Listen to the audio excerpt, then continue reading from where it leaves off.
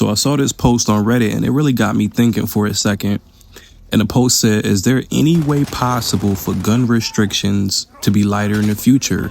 Realistically, what would it take for at least gun rights to, lighten up in Connecticut?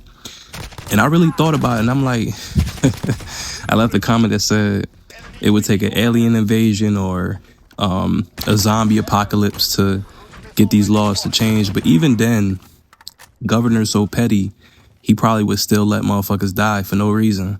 He'd be like, nah, y'all ain't getting no guns. It's only going to be for us. We're going to be the only ones surviving. That's kind of like the mindset I feel like they have. But realistically, I think the only way that somebody would ever get the laws to change in Connecticut, somebody would have to get like the dirtiest dirt on the governor. Like literally, like somebody would have to catch this guy in like the most compromised position and literally blackmail him in order for him to change the laws. Like that's how real this shit is. That's how real the gun laws in Connecticut are. They've made it very, very clear. They're not changing shit. They're not changing anything. Anytime we try to appeal these laws, anytime we try to fight back, they just say, hey, try next time. We try again. Hey, try next time. At this point, I really don't think that gun laws in Connecticut will ever change. They're going to change for the worse. I just don't think that they're just going to change for the better. I think that at this point, we so deep into this shit at this point that it's like they feel like, why would we reverse what we've already put in place?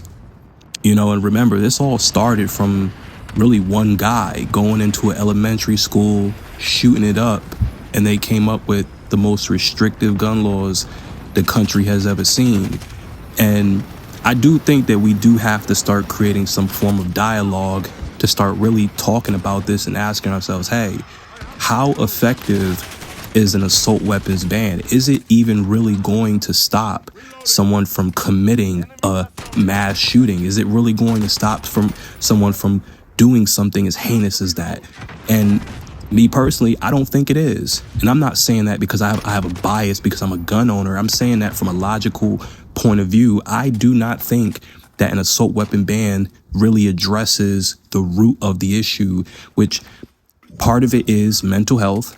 But there are people that are a part of extremist groups that their ultimate goal is to cause terrorism to Americans. There are people that really have that duty to make sure that they do what they need to do to terrorize people as much as possible. And that's not a mental health issue, because if a person can logically come up with a plan to commit a crime, that person doesn't have a mental health issue. That person, they had a goal and they're going to do anything they have to do to make sure that they hit that goal. So essentially, to sum it up, no, the assault weapons ban is not ever going to address any of the issues when it comes to gun violence. They tell us, oh, hey, this is to address public safety, when really, in actuality, it's really for a form of control. And we're really seeing this play out in states that have restrictive gun laws. Because think about it, go take a look at what's going on in Illinois, right? Remember, Illinois has an assault weapons ban.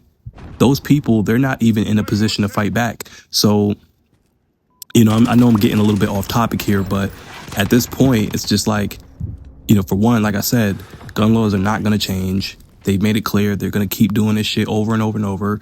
But we do need to have this conversation. Is the assault weapons ban really an ethical thing to have in place? And is it actually doing its job? It's not. And you know what's the most unfortunate part about this whole thing? It's the fact that the same people that put these laws into place, they do not take accountability when they see that the law does not work. Pay very close attention to a lot of the gun charges that you see in the state of Connecticut. What do you notice? A lot of these guns are illegal, meaning that these criminals illegally acquire these firearms. And also, what do you notice? A lot of these guns have what the state classifies as high capacity magazines. So either way, these firearms are illegal, right? So if we can see that the criminal does not care about the law, that means that these assault weapons bans are actually really not effective. And if we can see that these laws are not effective, shouldn't we say, you know what, let's take a step back let's readjust the law so that it reflects on what people can actually protect themselves with.